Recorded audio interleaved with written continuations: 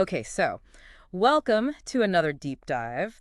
Today we are diving into some excerpts that a listener sent in from a book called Elara and the Magical Forest. Really interesting choice for a deep dive. This one has so much to unpack. Yeah, and I feel like this is going to be a good one. I got some really strong vibes reading through the source material. Yeah, and I mean the basic setup. You got a village. They have this local legend about a magical forest. Most of them dismiss it as, just a story. Hmm. But then you have Alara, this young girl, just brimming with Yeah, curiosity. you immediately get that sense that she's not going to just take everyone's word for it and just move on, you know? Right, exactly. She wants to know for herself, and that's kind of like a theme throughout the whole thing, I think, right? Yeah, yeah, absolutely. So she packs this satchel, gets ready to go into the forest for the first time, and she takes some bread water, but also her sketchbook. Yeah, I thought that was a really interesting detail, the fact that she brings her sketchbook with her. It says something about her approach to this, you Yeah. know? It's not just about, fleeting curiosity. Right. She wants to really capture what she experiences. And I don't know if you noticed this, but when she first enters the forest, there's this almost like this hush, this quiet, Yeah, yeah, like the forest itself is holding its breath. right? And then these little twinkling lights appear. It's almost like the forest is acknowledging her presence, welcoming her in a way. Okay, so then we get to the really magical stuff, right? The violet barked tree with its glowing leaves. I mean, come on, how cool is that? So vivid, right? And then Nyx, this glowing fox guardian of the forest, appears. And right away, this isn't just some random creature. This is something special. Yeah, there's this immediate understanding between Alara and Nyx, like they're kindred spirits or something. Yeah, exactly. And I love what Nyx tells Elara about the forest. It's this place of balance between worlds, a guardian of secrets, memories, and dreams, offering wisdom to those with a pure heart. There's a lot to unpack there, right? I mean, Yeah. balance between worlds. What kind of worlds are we talking about here? All right, the tangible and the intangible, maybe.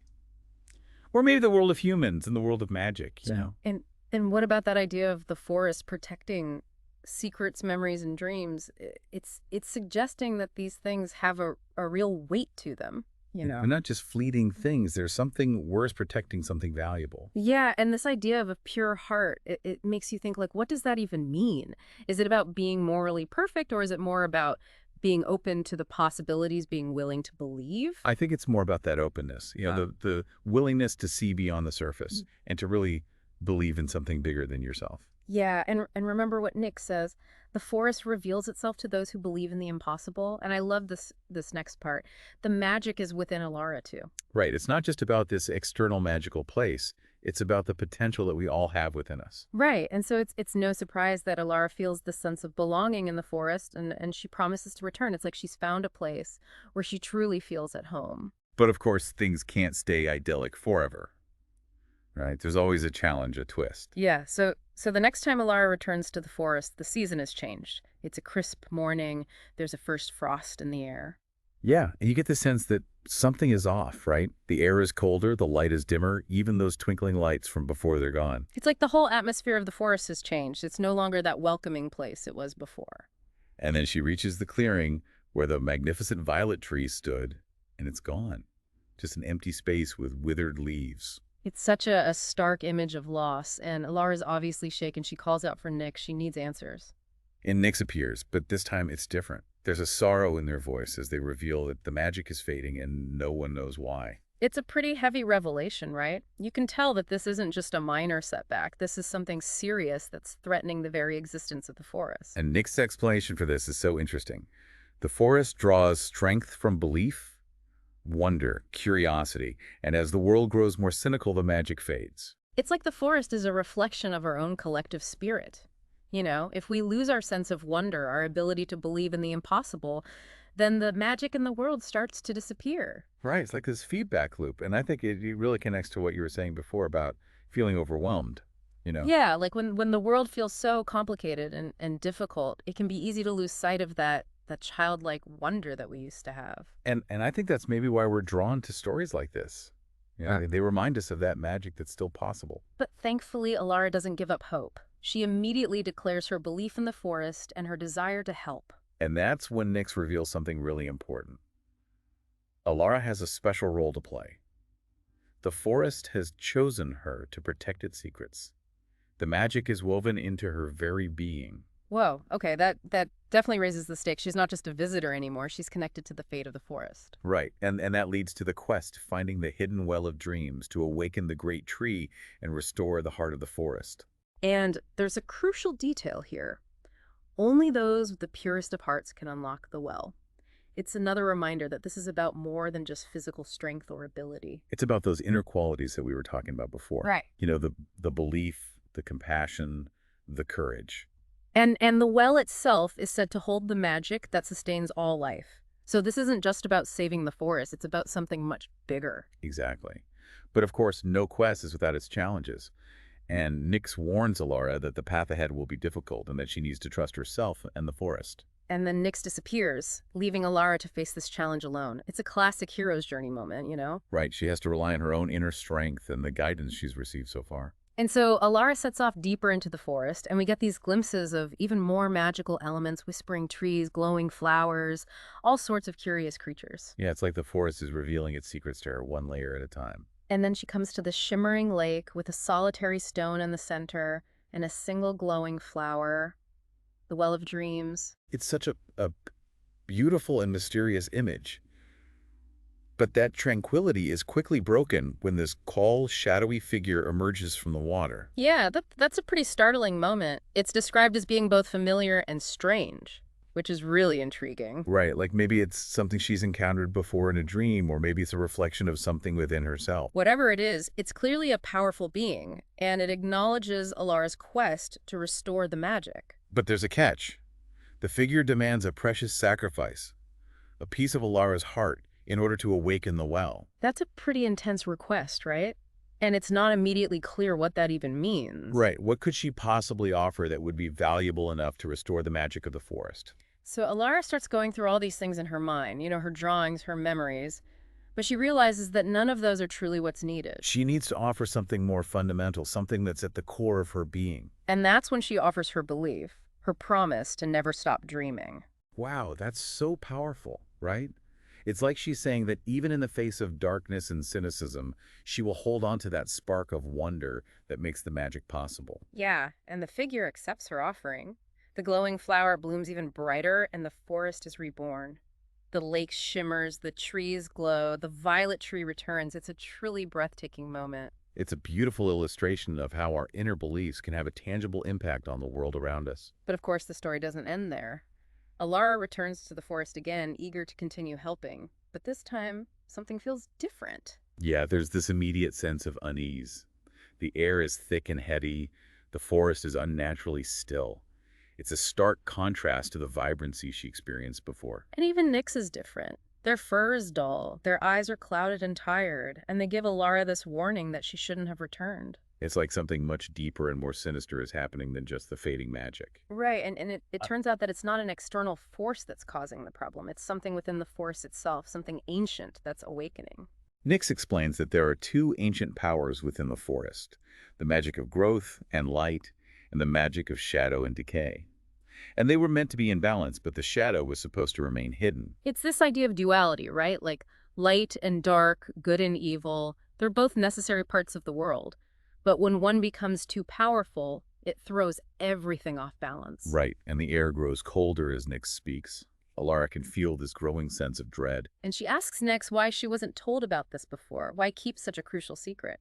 And Nyx admits that they hoped Alara's light would be enough to overcome the darkness. But the balance has already shifted. The forest is in real danger. So now there's a new quest. Elara has to find the vessel of this awakened shadow and seal it away before it can spread and consume the entire forest. So the question becomes, how do you stop something like that? How do you fight a force of darkness that's so deeply rooted in the very nature of the forest? And Nyx gives Elara this really crucial piece of advice. She can't fight the shadow with force. She has to understand it. The shadow feeds on fear, doubt the darkness within our hearts. It's like saying that you can't just ignore or suppress those negative emotions. You have to confront them.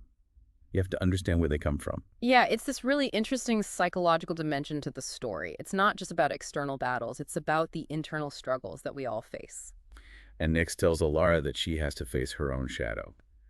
And this is something that I think we can all relate to, right? Yeah, absolutely. I mean, we all have those fears, those doubts, those things that we try to hide from ourselves and from others. And Nyx tells Elara that she has to walk this path alone. No one else can do it for her.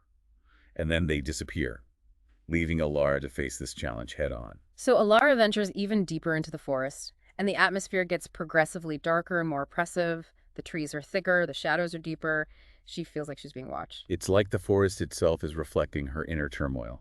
Yeah. Darkness is closing in. And then she comes to this clearing with an ancient stone altar in the center. And there's this unnatural stillness, a coldness that permeates the air. You can just feel the power emanating from this place, and then the ground starts to tremble. Dark mist rises from cracks in the earth, and there's this cold, suffocating feeling. And a voice whispers, Elara, I have waited for you. And then this figure emerges from the mist. Tall, cloaked in shadow, its form constantly shifting with glowing eyes like black pits. It's the shadow. It's the embodiment of all the darkness and fear that Elara has been trying to confront. And it tells Elara that it is the darkness within her. It's all her doubts, her fears, her regrets, all the parts of herself that she tries to keep hidden. The really disturbing realization, right? Like, the thing that she's been fighting is actually a part of herself. Yeah, and Elara tries to stay strong. She says she's not afraid, but the shadow just laughs. It tells her that she is afraid and that she can't defeat herself. It's like it's preying on her deepest insecurities, trying to break her down. And for a moment, it seems like Elara is going to succumb to the darkness. She starts to doubt herself. She starts to believe the shadow's lies. But then she remembers what Nyx told her about the power of belief. She remembers the magic that's within her, and she reaches for that light. She speaks aloud the forest's magic. She declares her belief in good, in dreams, in hope, in the power of light over darkness. And the shadow starts to tremble. It flickers as if it's being burned by Elara's words. The forest itself seems to respond to her declaration. And then, with a final shrieking wail, the shadow dissolves into mist.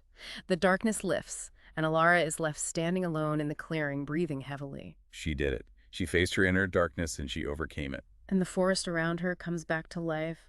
The trees rustle, the scent of flowers fills the air, the glowing lights return. It's a beautiful moment of healing and renewal. And Elara feels this overwhelming sense of peace. She's not just restored the balance to the forest, she's also found a sense of balance within herself. But the story doesn't end there. Elara's journey is far from over. She's now the protector of the forest, bound to both the light and the shadow. And Nyx appears to congratulate her, but they also remind her that the forest is still fragile.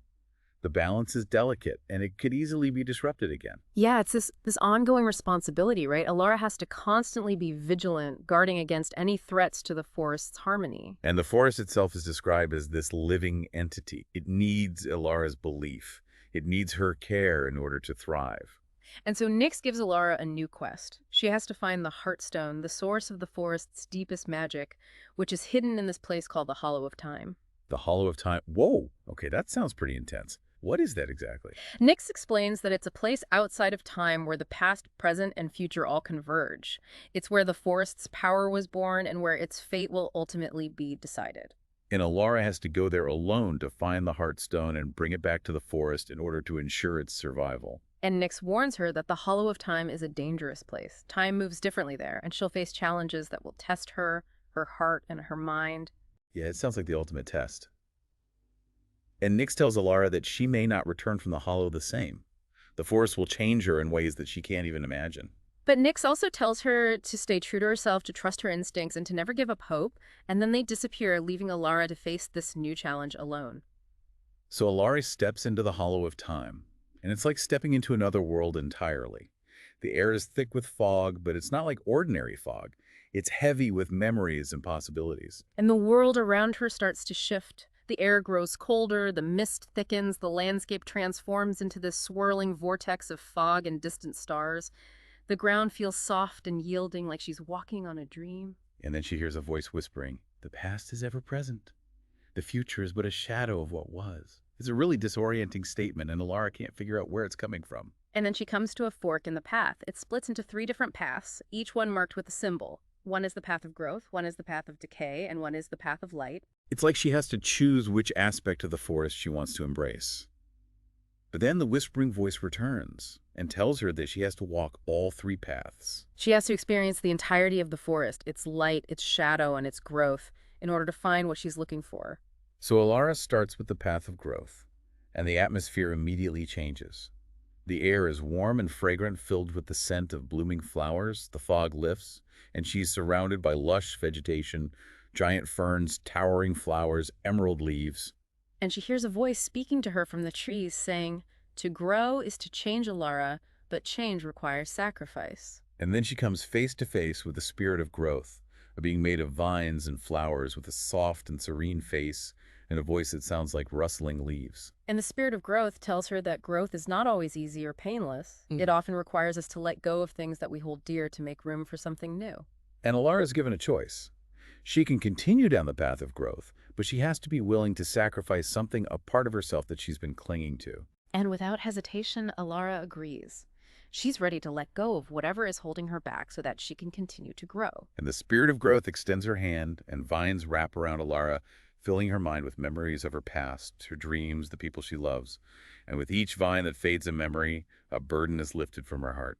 Elara feels lighter, freer, like she's finally shedding the weight of her past. And the spirit of growth nods approvingly, telling her that change is not always easy, but it's always necessary. And so Elara continues down the path, feeling a renewed sense of purpose and determination. But the path of decay is a much different experience. The light dims, the air turns cold and damp, the ground is soft and yielding beneath her feet. The trees are twisted and gnarled, their leaves withered and brown, and there's this overwhelming scent of earth and rot. And as she walks, Elara starts to see these flickering memories from her past, forgotten faces, moments of fear, regret, pain. It's like the path itself is forcing her to confront the things she's been trying to bury. And then she comes to this clearing with a massive oak tree in the center. But this oak is different. It's decaying. Its bark is cracked, and peeling its branches are bare, and its leaves are withered and brown. And a deep, ancient voice speaks to her from the tree, saying, "Decay is the root of rebirth. Elara, without death, there is no life." And Lara feels drawn to the tree. She places her hand on its rough bark, and she's flooded with memories of all the things she's lost, the places she's left behind, the regrets she carries with her. And the oak speaks again, saying, "You cannot avoid me, Elara. You must face what you have lost to move forward. All things must end just as all things must begin. What will you give up? What will you release to continue your journey?" It's a powerful challenge, right? The oak is forcing Elara to confront the inevitability of loss and decay. And at first, Elara resists. She doesn't want to let go. She wants to hold on to the past. But she knows that the oak is right. She has to release the things that are no longer serving her in order to make room for new growth. And so she starts to let go. One by one, she releases the memories, the regrets, the pain. And as she does, the oak tree begins to change. The black smoke that was rising from its cracks starts to dissipate. The tree shudders and its roots pulse with new life. And then new green shoots begin to emerge from its bare branches. It's a beautiful image of rebirth, right? Decay giving way to life. And Elara feels a sense of peace wash over her. She understands now that endings are not just about loss. They're also about new beginnings. And so she continues on her journey feeling stronger and more resilient than ever. And then she reaches the path of light, and everything changes again. The air is warm and bright, filled with the scent of blossoming flowers. The ground hums with energy, and she feels this deep connection to the magic of the forest. And the path is illuminated by shimmering starlight. It's like the stars themselves are guiding her towards her destination. And then she comes to this clearing, and there in the center is a great stone altar. And on the altar is a pulsating crystal, the Heartstone. It's the source of the forest's deepest magic, the key to its survival, and she's finally found it. But then a shadow falls across the clearing, and a chilling wind sweeps through the trees. And Elara realizes that she's not alone. The shadow has returned. But this time it's different. It's not the menacing figure that she encountered before. It's more like a presence, a feeling of darkness that hangs in the air. And the shadow speaks to her, but its voice doesn't sound threatening. It sounds almost human, almost sad, and it tells Elara that she's done well. She's faced her fears, she's embraced the cycle of growth and decay, but there's one final truth that she needs to understand. Light cannot exist without shadow. They're two sides of the same coin, and the Heartstone is incomplete without both. Elara realizes that she's been fighting the wrong battle. She's been trying to eradicate the darkness instead of accepting it as a necessary part of the whole. And the shadow tells her that her destiny is to bring the light and the shadow together, to restore balance to the forest and to herself. And Elara finally understands. She reaches for the Heartstone, and as she does, the shadow speaks one last time. It tells her to choose to allow the forest to fully heal, to embrace the duality of light and shadow within herself. And Elara accepts. She knows that the balance is fragile, but she's willing to do whatever it takes to protect it. She touches the Heartstone, and a surge of energy flows through her. Light and shadow intertwine within her and the crystal, and she feels this overwhelming sense of peace and wholeness. The hearthstone pulses with warmth and power, and the forest around her transforms. The trees glow with vibrant life, flowers bloom in every color of the rainbow. The air is filled with the sounds of bird song and laughter. The forest is whole again, and so is Elara. And the shadow steps forward, no longer a menacing figure, but a gentle presence. And it says, "You have done it, Elara. You have restored the balance." And then Nyx appears beaming with pride. You did it, Elara. The forest is whole, and so are you. And Elara feels a surge of gratitude for Nyx for their guidance and support. But she also realizes that this is just the beginning. Yeah. Her journey as the protector of the forest will continue. Yeah, the cycle of life, death, growth, decay, light, and shadow will continue forever, and Elara will be there to ensure that balance is maintained. And the forest, now whole and vibrant, will thrive forevermore. So that was our deep dive into Elara and the magical forest. I hope you found it as insightful as we did. It's a really powerful story, with a lot to say about belief and courage and the importance of facing our fears. Yeah, and I think it also reminds us that even in the darkest of times, there's always hope for healing and renewal. And sometimes the things that we perceive as being negative or harmful can actually be essential parts of the whole. It's all about finding that balance. Exactly. Yeah. So as you go about your day, think about the shadows in your own life, the things that you're afraid of, the things that you try to hide from. Are they really as bad as you think they are? Or could they actually be opportunities for growth and transformation? It's a question worth pondering. Absolutely. And thank you for joining us on this deep dive. We'll see you next time. Until then, keep exploring.